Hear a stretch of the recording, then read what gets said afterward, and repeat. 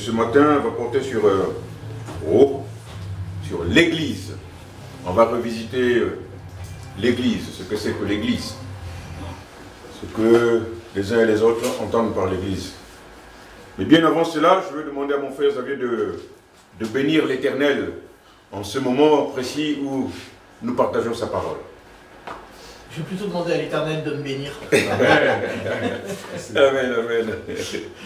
Oui, nous te rendons grâce, Père, encore pour ces moments de joie, de paix et d'amour que tu partages, que tu nous permets de partager en ton nom. Je prie pour que tu sois avec nous, que tu puisses nous donner un esprit, ton esprit, pour comprendre ta parole et comprendre ta volonté. Prends soin et guide mon frère Antoine ainsi que toutes les personnes rassemblées ce matin pour que nous puissions te servir chaque jour. Car c'est au nom de ton Fils Jésus que je prie. Amen. Amen. J'aime bien, dans ta prière, tu dis la joie d'être là, de te servir. Et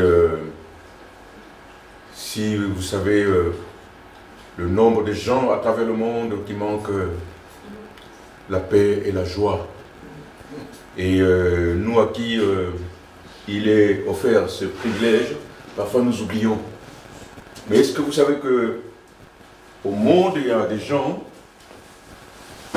qui ne savent pas que pour nous mouvoir dans le temps et dans l'espace, nous avons une respiration qui nous le permet. Il y en a qui oublient même qu'on respire l'air. Et cet air vient d'où? Du bon Dieu lui-même. Sa grâce, n'est-ce pas? Et la différence qu'il y a entre Dieu et l'homme, c'est que tout ce que Dieu pourvoit à l'homme est gratuit. Amen. N'est-ce pas? Tout ce que Dieu nous pourvoit est gratuit. Mais qu'est-ce qui se passe dans les lits des hôpitaux? Vous allez, on va dire, non, non, il faut lui mettre la capsule ici parce qu'il faut l'oxygéner. Mais ce n'est pas gratuit, l'homme vend son oxygène. N'est-ce pas? Dans nos pays à nous, où les infrastructures sanitaires sont plus ou moins inexistantes, vous entendez, non, il est allé acheter l'oxygène, la bouteille d'oxygène, mais en cours de route, bon, et la personne est décédée. Il y a des morts en cascade aujourd'hui dans mon pays comme ce n'est pas permis. On n'a jamais vu ça. On est presque toutes les semaines endeuillés dans les familles. Bref, notre partage de ce matin va porter sur l'Église. Ma soeur Françoise, si l'homme de la rue... Ah non, la femme de la rue. Si l'homme de la rue... Yel de la rue. Maintenant. T'arrête et te demande, mais où est-ce que vous allez? Non, mais où est-ce que vous allez chaque dimanche quand je vous vois? Non, je vais à l'église. Et puis l'homme de la rue de te dire, mais c'est quoi l'église? Pour moi, c'est quoi l'église pour moi? Oui. Bah, c'est un lieu où s'assemblent des gens qui aiment Dieu et qui ensemble le chantent, le glorifient et étudient la Bible. Est-ce que vous avez suivi? Un lieu où les gens s'assemblent, étudient la Bible. Ma sœur Chen, je n'ai pas dit que c'est mauvais, n'est-ce pas? Mais sur 10, tu as 3. Je dirais, parce que l'homme de la rue pense à une église comme un bâtiment, donc je pense qu'elle parle à le... N'est-ce pas? C'est pourquoi je dis un lieu. Je vous ai interpellé.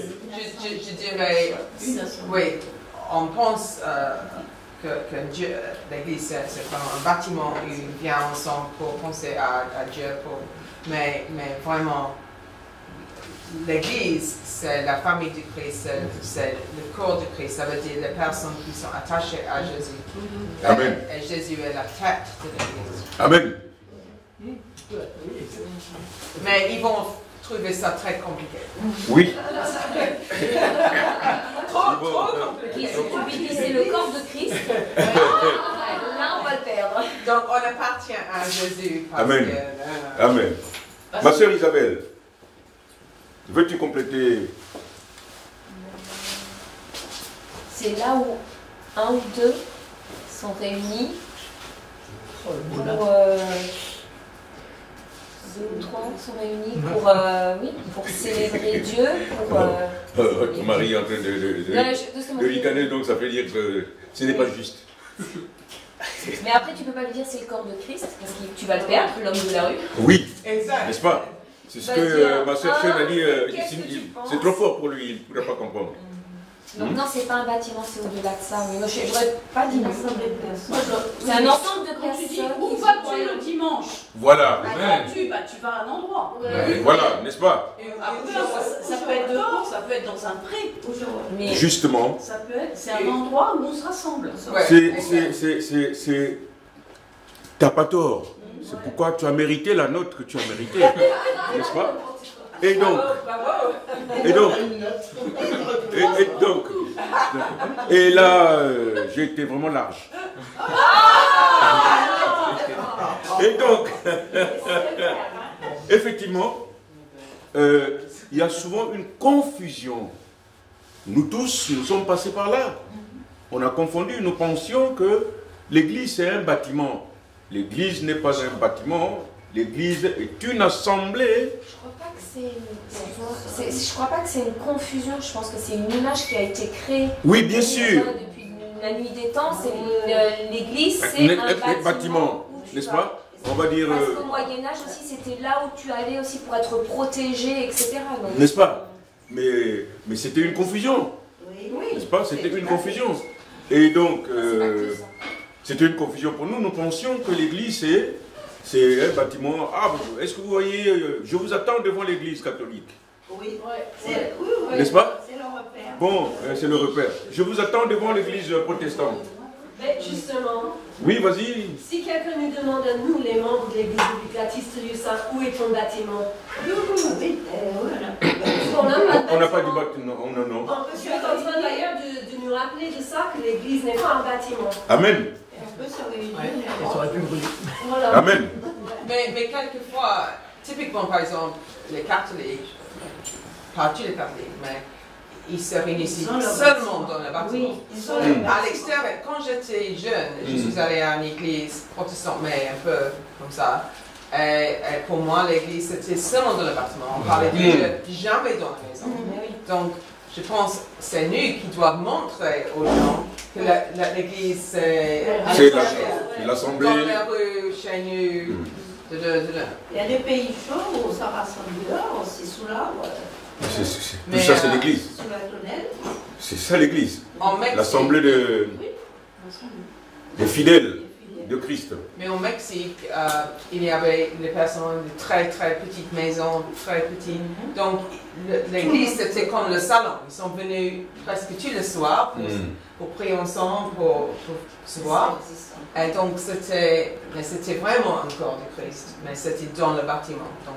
Mais je m'en souviens lorsque les anciens de l'église biblique baptiste, je fais allusion à Xavier, Isabelle, Marilyn et Roberto, ils vous diront qu'ils ont commencé dans le garage Oui.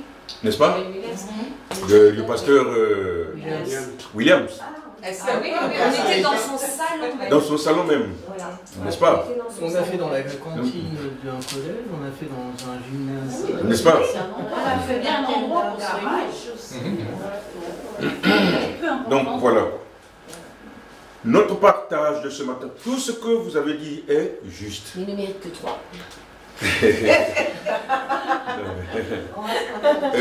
Elle est admissible, elle attend la session de septembre. Le Pour rattrapage. compléter sa note. Le rattrapage. Le rattrapage. Notre partage de ce matin porte sur un vocable que nous entendons quasi quotidiennement et est l'un des thèmes des plus répandus au monde. Il prête souvent à confusion dommageable de par la connaissance ou non que nous avons de ce mot. Il s'agit en effet du mot « Église ». D'après le dictionnaire Larousse, l'Église est la société religieuse fondée par Jésus-Christ. Elle est une communauté chrétienne. L'Église est aussi l'édifice où se réunissent les chrétiens pour célébrer leur culte. En effet, nombreux sont ceux ou celles qui continuent à identifier l'édifice qui est le temple à l'Église. Le mot Église vient du mot grec ecclésia, du verbe ekkaleo, qui signifie appeler hors d'eux, assembler. Dans la Grèce antique, lorsque le héros avait une communication importante à adresser au peuple pour la discussion et la décision des affaires publiques, il convoquait celui-ci. Cette assemblée des citoyens est exprimée par ecclésia. D'après l'auteur Lewis Schaeffer, ce terme signifie un groupe d'individus appelés hors du monde. Il a deux applications distinctes. 1. Dans son sens le moins important, il a trait à une assemblée locale se rencontrant en un lieu donné. Et ça, nous le voyons dans la première épître aux Corinthiens, en son chapitre 1, verset 2. Dans l'épître de Philémon, chapitre 1, verset 7. L'épître aux Galates, chapitre 1, verset 2. Nous le voyons aussi dans Actes, chapitre 7, verset 38. Toujours aussi dans Actes, chapitre 19, verset 32. 2.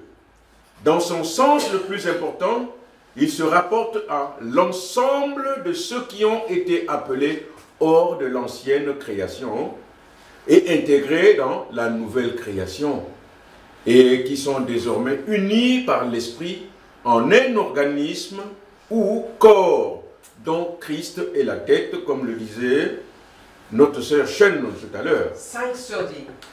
5 sur 5.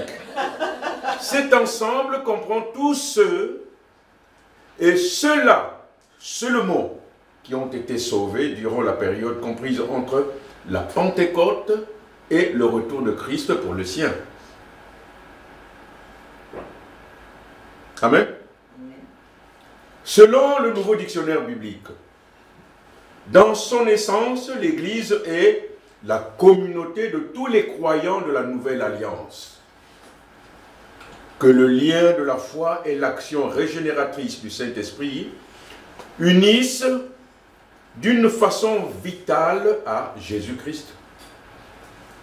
Cette Église spirituelle est le corps mystique du Seigneur dont on devient membre par le baptême de l'Esprit. Le sujet est d'importance en ce que sa connaissance et sa compréhension nous permettent d'avoir accès aux mystères cachés de tous les temps et nous évitent d'être victimes de la confusion qui règne dans le monde au niveau de ce que nous considérons comme Église. C'est ce que nous avions dit tout à l'heure. Nous confondions l'Église comme le bâtiment. Mais ce n'est pas ça. Nous venons d'entendre toutes ces définitions. L'Église est la communauté chrétienne. L'Église est l'ensemble de tous ceux qui ont été sauvés par Christ. Mais c'est aussi, si on voit en Apocalypse, donc c'est la famille totale de Christ. Mais aussi, Jésus nous voit comme les églises particulières, on dit ça, avec notre propre personnalité un peu. Donc c'est total, mais aussi notre église, c'est une communauté, une famille un peu séparée. Beaucoup appellent même ça l'église universelle. Là, tout l'ensemble du corps de Christ essaimé à travers le monde forme l'Église universelle de Christ. Ainsi donc, pour mieux appréhender la portée de notre étude, nous conviendrons dans une première partie d'analyser ce qu'est la réalité de l'Église, tandis que dans une deuxième partie, nous verrons ceux qui sont appelés membres de l'Église. Oui. Après, par rapport à ta définition, je pense que le bâtiment, c'est quand même plus simple à admettre et à concevoir que, en fin de compte, l'Église, comme tu le dis, de tous les gens qui se disent chrétiens. Parce qu'en fin de compte, il y a tellement de diversité d'églises, protestantes, catholiques, avec des dénominations église quelque chose, qui, en fin de compte, troublent et sèment encore plus de confusion. Amen. Amen.